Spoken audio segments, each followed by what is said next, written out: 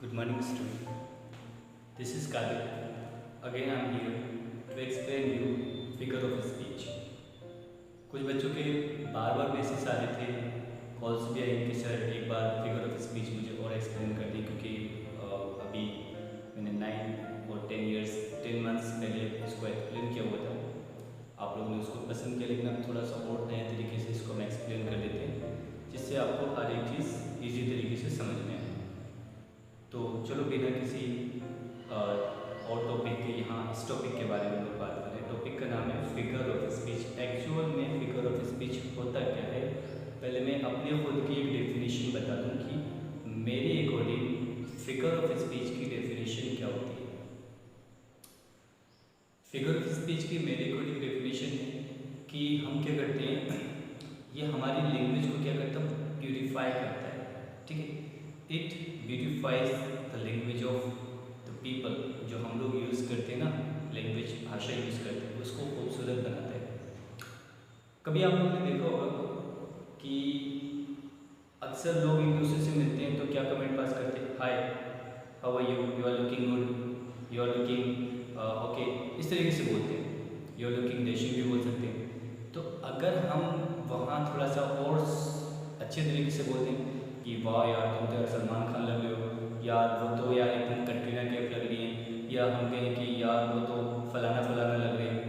हम किसी से कहते हैं कि यार तुम तो एकदम आयरन मैन लग रहे हो, तो आयरन मैन का मतलब ये थोड़ी हो जाए कि हकीकत की आयरन मैन लग रही है। ठीक, तो यहाँ हम लोग अपनी भाषा को ब्यूटीफाई और इफेक्टिव बना रहे हैं। तो फिगर ऑफ स्पीच हमारी भाषा को इफेक्टिव बनाता है। क्या बनाता है? इफेक्टिव बनाता है, प्रभावशाली बनाता है।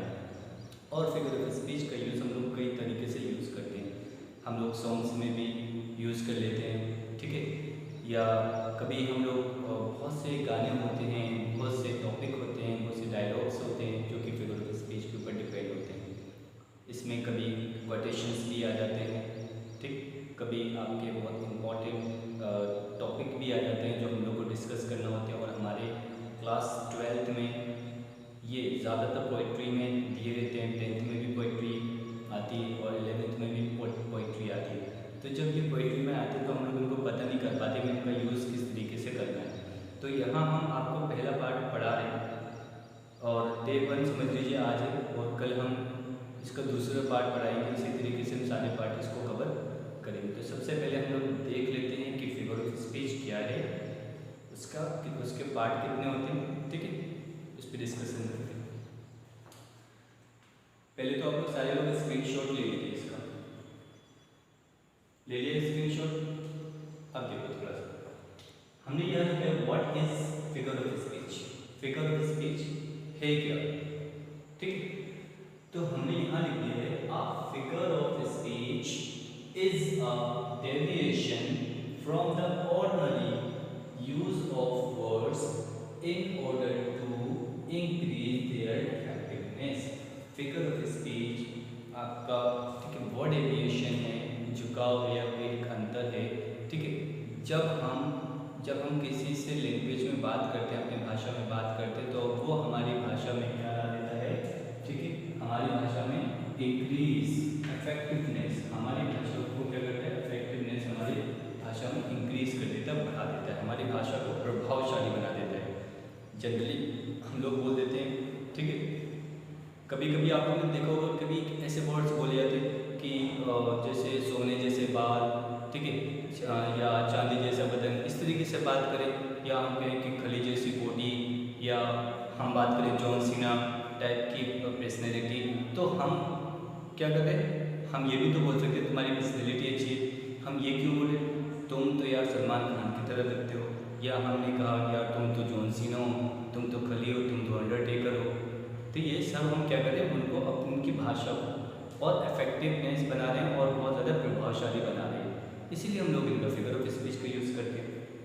तो पहला पॉइंट तो आप समझ गए कि जो फिगर ऑफ स्पीच होती है हमारी भाषा को इफेक्टिव करती है, ठीक है, प्रभावशाली बनाती है। चलो, बेसिकली होता क्या है, it is a figurative language. ये क्या है, फिगरेटिव लैंग्वेज है दैट में consist of a single word. या तो फिर ये कोई सिंगल वर्ड यूज कर इसमें यूज होता है, या कोई फ्रेज यूज हो जाता है,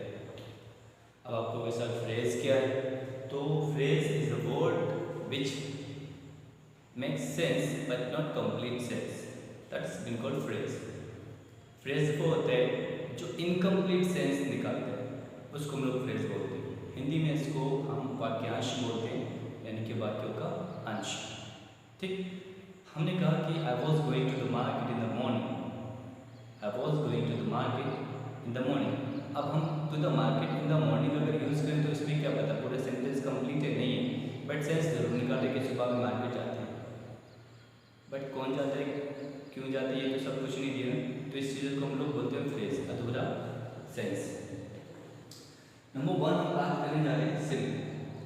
सिंपली है जो यहाँ लिखा सिंपली, इन सिंपली होता क्या है, इन सिंपली में two unlike things are explicitly compared. दो अनलाइक चीज़ें क्या होगी, एक्सप्लिसिटली कंपेयर की जाएंगी, उनको एक दूसरे में कंपेयर कर दिया जाएगा, तुलना कर दिया जाएगा। जैसे कि हम बोले कि जैसे एक एग्जाम्पल यहाँ दिया, शी इज लाइक अ फेरी, वो परी की तरह है। तो क्या वो परी है, नहीं ना, हमने ये बोली है वो परी का मतलब हम लोग ये मानते हैं कि परियां खूबसूरत होती हैं। तो कोई है जो बहुत ज़्यादा खूबसूरत होगा तो हमने उसको एक उपाधि दे दी, एक पोजीशन दे दी कि तुम किसकी तरह हो, परी की तरह। तो परी वहाँ पर किससे कंपेयर किया जा रहा, अनलाइक। देखो एक तो लड़की है, ठीक, और दूसरी बात परी है। कहाँ परी, कहाँ लड़की, परी की क्या कंडीशन होती, कितनी खूबसूरत होगी, ठीक। लेकिन यहाँ शी की बात अगर हम करें तो क्या इतनी खूबसूरत हो सकती नहीं, ये डिफरेंस है, ये ज़मीन आसमान का अंतर हो गया, कहाँ परी है और कहाँ लड़की। तो ये दोनों, कोई लड़की परी हो नहीं सकती लेकिन परी की तरह दिख सकती है, परी की तरह दिखने, ठीक है। आज अक्सर हम लोग क्या बोल देते हैं, घर में जो बच्चियाँ होती हैं बोलते हैं मैं तो अपने पापा की परी हूँ।